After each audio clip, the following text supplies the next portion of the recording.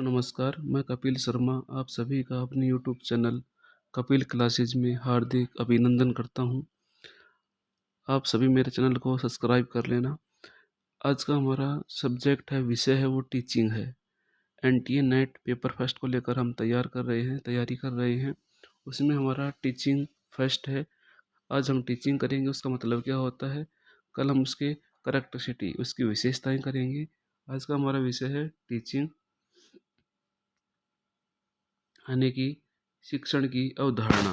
शिक्षण की अवधारणा क्या होती है उसके ऊपर हम चर्चा करने वाले हैं। शिक्षण को एक क्रियाकलाप के रूप में परिभाषित किया जा सकता है, यानी कि एक एक्टिविटी के रूप में परिभाषित किया जा सकता है, यानी कि कार्य करते हुए सीखना, जिसके कारण बच्चा ज्ञान और कौशल प्राप्त करने के साथ समाज में जीवन यापन के मनपसंद तरीकों को सीखता है और उसको स्वीकार करता है। शिक्षण एक प्रक्रिया है जो कि औपचारिक अथवा अनौपचारिक रूप से दी जा सकती है। अब बात आती है औपचारिक और अनौपचारिक क्या होता है। औपचारिकता वह होती है जिसमें समय की बाउंडेशन हो, समय की पाबंदी हो, जैसे कि शिक्षण संस्थाएं, कोचिंग इंस्टीट्यूट, यानी कि समय पे आना, समय पे जाना क्या होता है, औपचारिक होता है। वो क्या होता है, औपचारिक होता है। अनौपचारिक क्या होता है, जिसमें समय की बाउंडेशन न हो, जैसे कि आपके घर, उसमें समय की कोई पाबंदी ना हो, वो क्या होता है, अनौपचारिक होता है। अनौपचारिक शिक्षा की शुरुआत परिवार से ही होती है, जबकि औपचारिक शिक्षा की शुरुआत परिवार के बाहर होती है। औपचारिक शिक्षा अनुभवी फैकल्टी, शिक्षकों, संपादकों आदि के द्वारा दी जाती है। अब शिक्षण की विशेषताएं, इसकी कुछ विशेषताएं हैं। शिक्षण क्या है, एक सजीव वातावरण में होता है, यानी कि दोनों तरफ से क्या हो, एक्टिव होने चाहिए, टीचर भी और स्टूडेंट्स भी। शिक्षण एक संज्ञानात्मक क्रियाकलाप है। शिक्षण में अध्ययन और प्रशिक्षण की लंबी समयावधि शामिल होती है, यानी कि शिक्षण है वो लंबे समय तक चलता रहता है। इसमें उच्च कोटि का स्वशासन यानी अनुशासन होना चाहिए।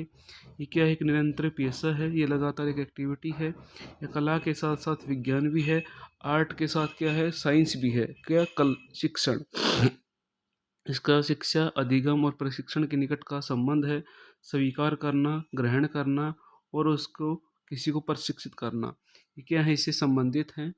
ये एक प्रकार की समाज सेवा है। और शिक्षक के कई स्तर होते हैं, शिक्षण के कई स्तर होते हैं, जैसे कि समर्थी, यानी कि कॉन्शियस, अनकॉन्शियस, सबकॉन्शियस।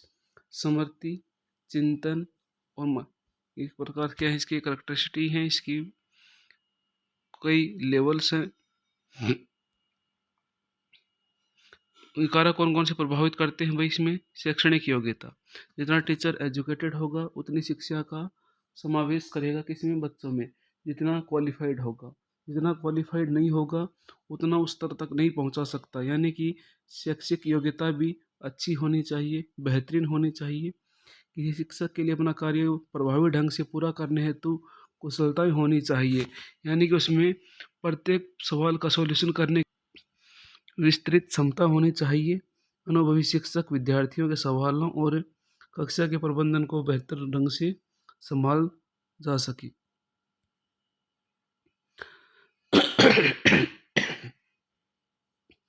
अनुभवी शिक्षक विद्यार्थियों के सवाल और कक्षा में प्रबंधन को क्या करते हैं, बेहतरीन तरीके से हल करते हैं उनका।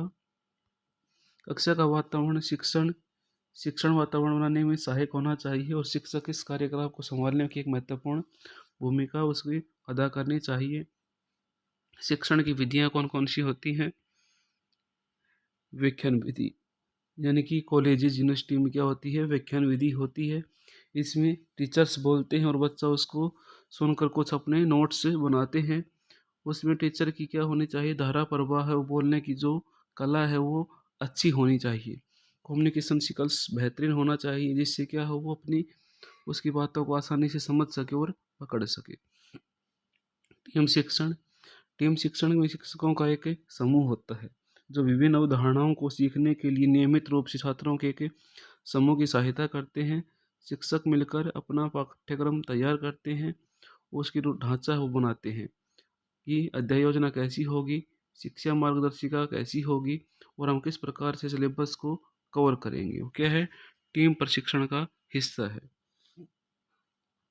परिणामों का मूल्यांकन करते हैं, वे छात्रों के विश्लेषण की साझा करते हैं और छात्रों को बेहतर दृष्टिकोण चुनाव में सुझाव देते हैं।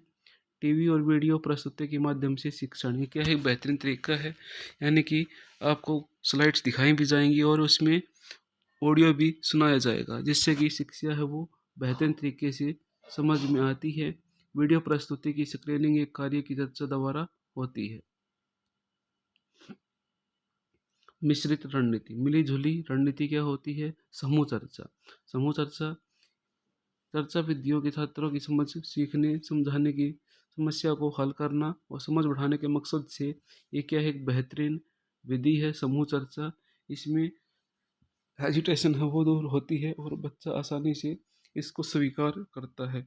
दूसरों के विचारों को सुनते हैं और फिर अपने विचारों को बेहतर तरीके से पेश करते हैं, जो कि उनके ज्ञान समझ और मसलों को क्या करते हैं कि विस्तृत रूप देने का प्रयास करते हैं।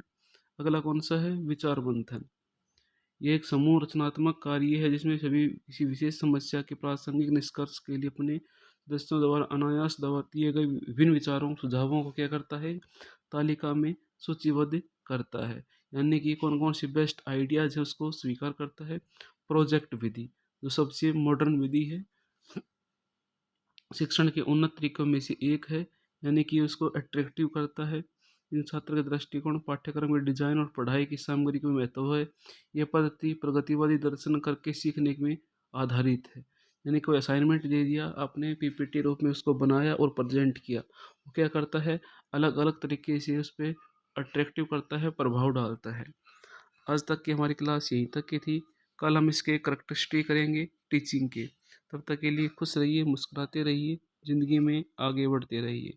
चैनल को सब्सक्राइब करना न भूलें। धन्यवाद।